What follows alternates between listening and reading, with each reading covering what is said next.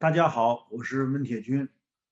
我们下面介绍第四节，也是迈克尔·哈特森教授他的这个讲课中的一个很重要的话题。他说呢，第四节呢标题呢叫做“金融化房地产地租对工业资本主义的摧毁”。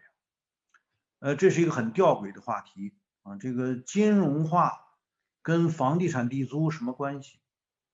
为什么这个地租对工业资本主义是摧毁？其实就是说，实体经济怎么在美国这样的国家衰败，它这个过程是怎么回事？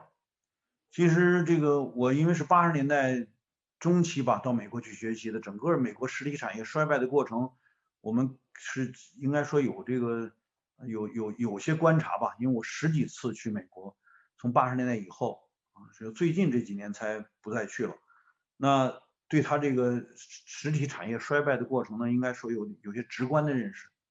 当然，一方面呢是大家都知道这个农业占比很低，农业地租呢不再重要。但是在工业化发展的过程中间，随着大量的这个收入啊，通过税收啊形成财政啊，再进一步通过财政发债来大规模推进这个基本建设，而导致呢基本建设所带动的房产的价格大幅度上涨，其实就是因为基本建设提高了什么呢？提高了一个级差地租。就原来你比如说没有通高速路，那这个相对来讲，镇这一级的地产价格就很低。那城里边比如没有通地铁，那市这一级的地产价格也很低。那一旦通了路或者通了地铁，基础设施条件得到了根本改善，立刻首先应声上涨的就是地价和房租。那当然地价也转到这个房价，那房价呢转化到租房者必须交纳的房租。也就是说，这些呢都不在生产过程之中，都是在生产。他说的所谓工业资本主义，就是实体经济了。我们今天叫做，就是实体经济没有开展生产之前，任何人你都得先交了房租才能住房。所以呢，客观上就是基本建设带动了房地产价格的上涨，房地产价格上涨带动了房租的上涨。那因此呢，人必须就是你还没有干活之前，你先得交了租，你才能住房子。那一样啊，就是你这个要想开个店铺啊，或者开个餐馆，你没有进入你这个业态之前，你也得先租啊。租了房子才能开啊。于是说，它就是这个阶段就导致什么呢？导致这个房租被基本建设导致的极差地租抬升。那因此呢，就导致实体产业预先要支付，就没有进入生产之前啊，你先得付一笔钱，那这个开支就会很大。于是说，它就因租的上涨而导致实体经济的衰败。它讲的是这么个道理。Today, obviously, rent isn't based on farming anymore. You have agriculture falling to only 3% of the American GDP. Urban housing is where most of the real estate is. The value of New York City real estate is larger than the depreciated value of all of the plant and equipment and machinery in the United States. The economy is all about urban real estate. That means that the most wealth in terms of net worth in America is created by rising real estate values. I don't know what the ratio is for China, but I would be very interested in seeing how much of Chinese wealth comes from rising real estate values compared to the rising value of factories and industrial capital and means of production. Well, I'll give you an example of how rental value is created in the modern world. In London, city government spent £3.4 billion to extend the Jubilee Tube Line out to Canary Wharf, the financial district. And the effect of making a subway line all the way outline was to increase the value of land all along the route by over £10 billion. So the entire England didn't have to borrow money or raise taxes. England, the entire cost of this public construction could have been defrayed by taxing the land's increased rented location, the unearned free lunch. Instead, London taxed wage earnings and profits. So taxpayers had to bear the cost, and landlords got a free ride. The same kind of rent of location occurred in New York City a few years ago, when New York City built a subway line along the 2nd Avenue on the Upper East Side, which is where most of the rich people live. The subway cost about $3 billion to build. Took many years. Rents and property prices all along the route, as soon as the subway opened, they rose by $6 billion. In other words, the landlords, now that they have transportation and people don't have to walk a whole mile to the overcrowded Lexington Avenue subway, they could take the 2nd Avenue subway, and they were willing to pay much more for apartments. And so landlords made a killing, $6 billion. The increase in this rent valuation was twice what it cost the city to build the system, and yet the city borrowed money, went into debt, raised income taxes, raised property taxes on homeowners when it didn't have to. It could have simply recaptured the free rental of location that it caused, that it created by building the subway line, but it didn't do it. Because New York City's run by the landlord class. That's why even if you have a mayor that isn't personally corrupt, like Mayor Koch, he brought into his administration the real estate courts are run by crooked judges, crooked referees. I've been in the courts. The landlords run the city for its own benefit, and the result is that New York City is gentrified. What do landlords want? They want high rents. The first thing landlords in New York City wanted was what the real estate class wants in America. They want to get rid of industry.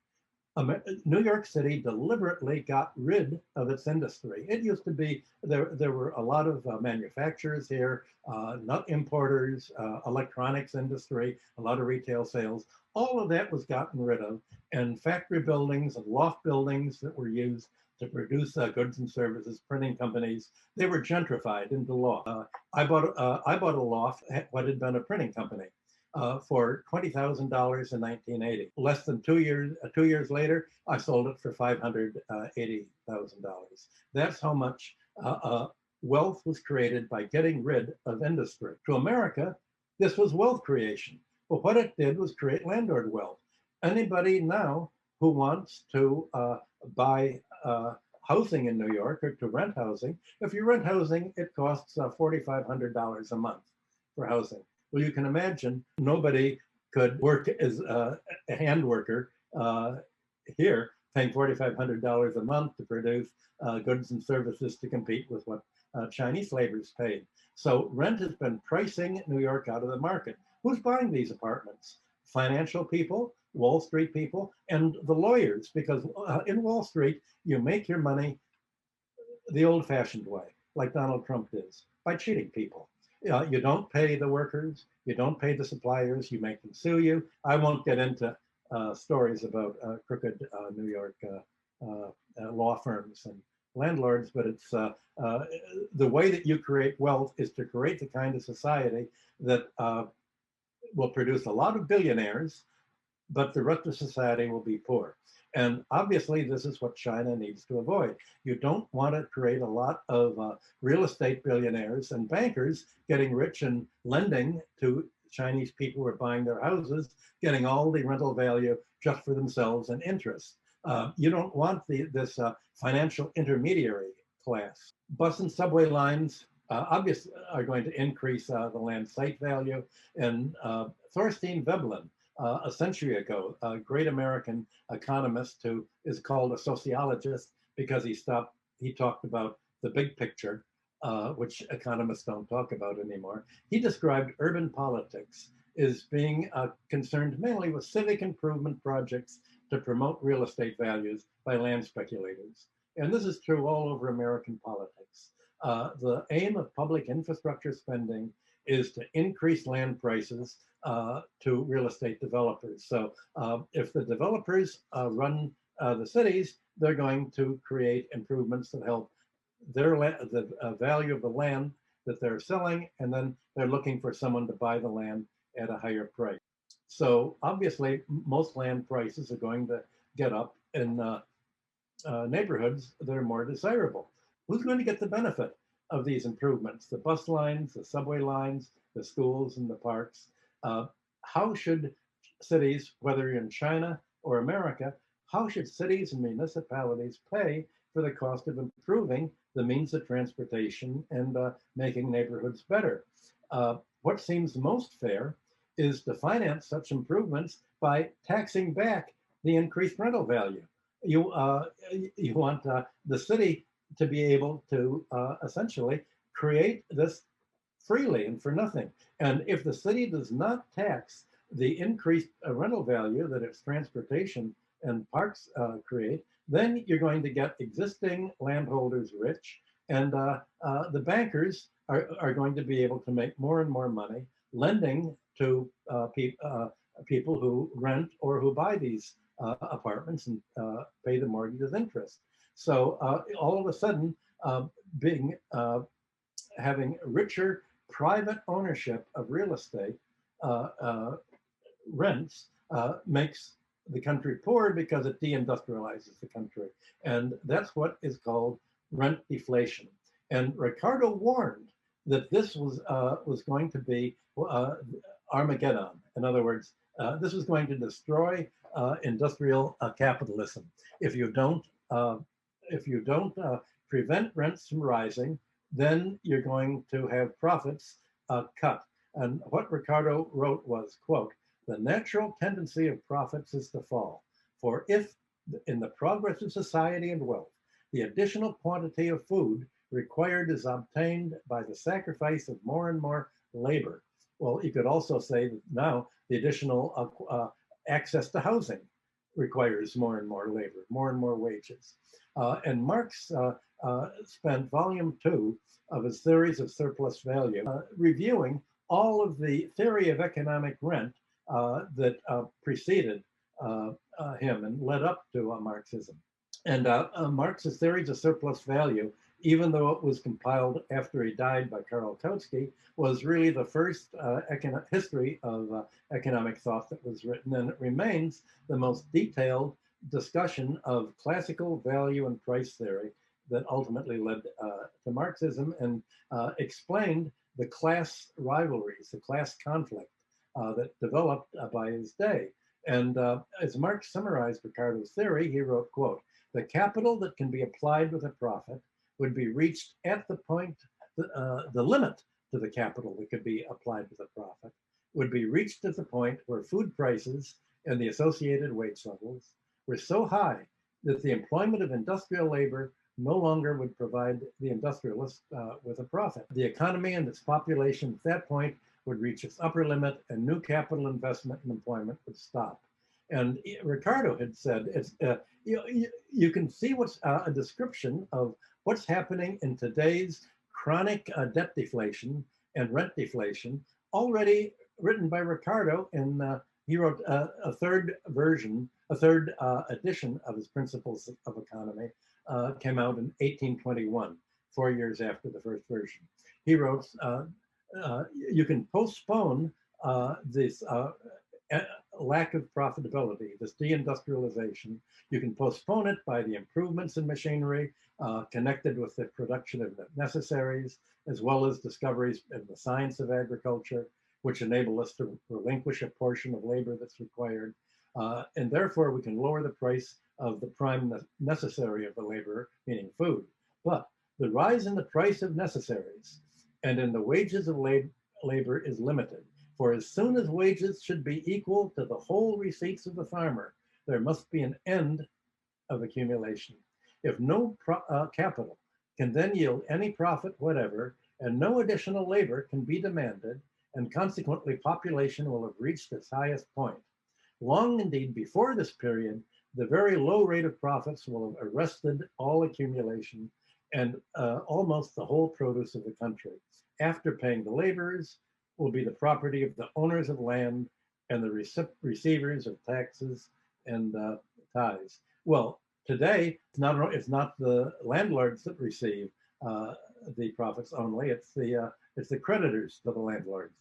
So Marx wrote, "This, as Ricardo sees it, is the bourgeois twilight of the gods, the day of judgment," unquote. Ricardo warned that rising land rent was a great threat to industrial capitalism's survival. And it is again today. Despite the increase in technological productivity, real estate, and other natural resources, more and more rent is in the hands of rentiers, landlords, and creditors. And so rent is increased the margin of price over value. In other words, if you look at the labor needed to produce the goods and services you use, not growing anywhere near as rapidly as prices are going up. Prices are going up because you're paying a rentier class, you're paying a landlord class, you're paying a financial class, and the economy is being financialized, and that is what has ended industrialization in the United States and shifted the production of industry away from North America to China. That's why you don't want the same thing to happen there that's been happening here. All economic rent is, by definition, unearned to the extent that it's not based on necessary cost of production. So land rent, natural rent, and monopoly rent have no cost of production any more than air and mineral rent or monopoly rent. Alfred Marshall, late in the 19th century, in 1890, explained quasi-rents in industry, and obviously some in manufacturing is done more efficiently in some countries or some producers than others, and you have differential rent in industry that's much more important than differential rent in farming. 这一点如果我们和我们现在的情况做点结合，大家就可以看到，那我们恰恰也是在这个阶段。什么阶段呢？就是当这个大规模推进基本建设。我们什么时候开始呢？1998年，基本建设干了10年，2008年正好赶上华尔街金融海啸。华尔街金融海啸大规模的，当然他说这个租和金融资本之间的关系是直接的，因为当金融在实体经济，因为租金上涨而实体经济不景气，金融呢就离开实体经济，干嘛呢？大量的资金就进入了房地产。那一旦资金进入房地产，就进一步的把房地产泡沫化，也就意味着这个房地产的价格就会疯涨。那它越涨，租金就越高，构成一个恶性循环。这一点在我们这儿其实也是有明显体现的。我们都知道这个当这个2008年华尔街金融海啸，美国把所谓量化宽松作为它的主要政策来救市的时候，它救的是金融资本。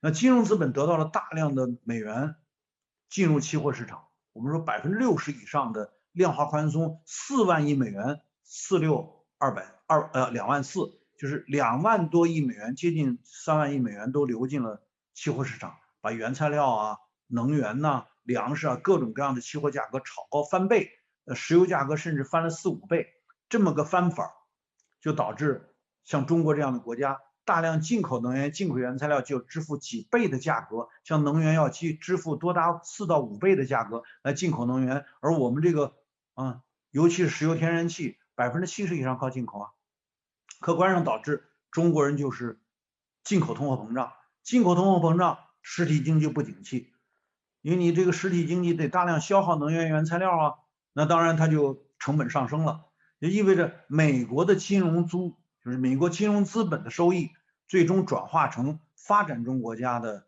这个实体经济的不景气。所以不仅在美国，它是从70、80年代开始造成实体经济下滑，那你看到中国，那就是几十年之后，那我们说我是87年去美国看到了这个实体经济不断衰败的过程，那到2007年，也就是30年之后，那我们看到的什么呢？是中国也出现了同类的问题，那就是进口通货膨胀。那越在这个阶段的资金，当然也就是同样会发生在实体经济不能获利，于是乎资金就流出，先进了股市，再进了房市，就在2015年造成股灾，2016年以后造成中国的房市陡涨，房地产价格猛涨连涨3年那3年就导致我们的厂租、铺租、房租等等都在上涨，于是乎中国也出现了实体经济的严重不景气。这时候根本问题是什么？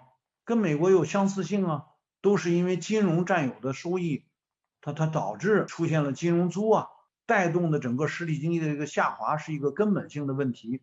但是我们国内很少有这种讨论，那大家就怪什么呢？怪这个啊，这个是不是因为国有经济挤出啦，私人资本被受到不公正待遇啦等等。你反而把它意识形态化了，没有意识到根本问题出在金融资本身上。好了，这个我也不多说了，我们只是开个头哈，就是给大家引导一下，请你们注意，在这个听迈克尔·哈特森教授的这个课的时候，在讲这个西方的，特别是美国的金融资本，它和房地产结合带动的这个租金的收益的上涨，对实体经济是一个摧毁的这么一个作用。那我们接着呢，就应该看它下一节如何改变这种问题。好了，谢谢大家。